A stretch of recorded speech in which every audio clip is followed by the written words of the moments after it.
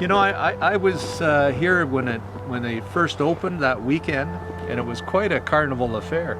Steve Stavros was here. They had you know, free hot dogs. There was pop. Whoa! You know, it was quite a, as I say, a carnival atmosphere. It was kind of interesting. I think it might have been the largest single store.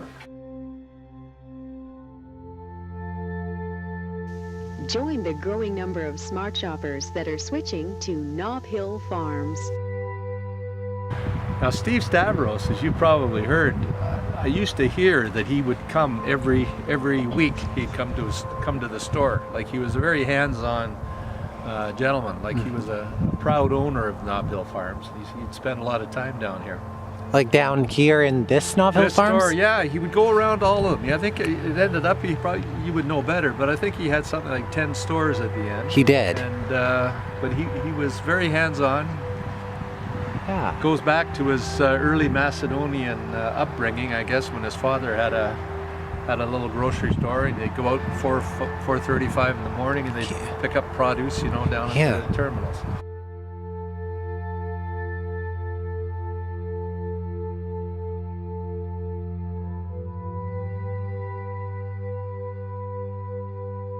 You know, it would draw people in from Bowmanville and Newcastle and even Port Hope and Peterborough and those areas. A grocery store? Yeah. Because they could come down and they could stock up on these items, you know, these huge quantities. Much like Oshawa Centre, you know, which is a regional mall that brings in people from a huge hinterland. And I think Nob Hill Farms, I think, did the same as well.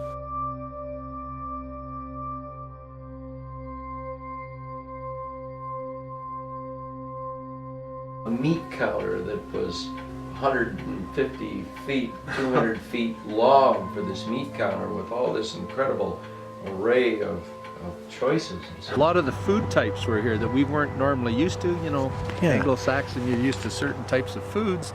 All of a sudden, in this counter that was the length of a football field, you'd find full rabbits, or you'd find the head of a pig.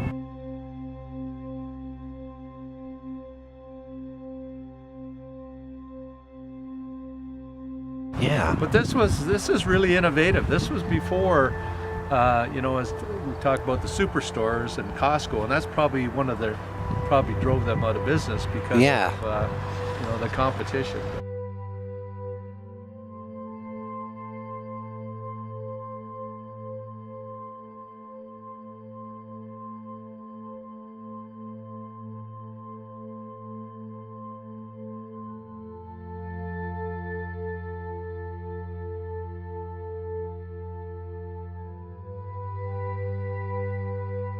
You're going to see its cycle track and those paths along, one of which goes up near Durham College. You know, those paths are going to be very significant movers of people, like students on multimodal transportation, that sort of thing. So that whole area of Oshawa is going to change fairly significantly.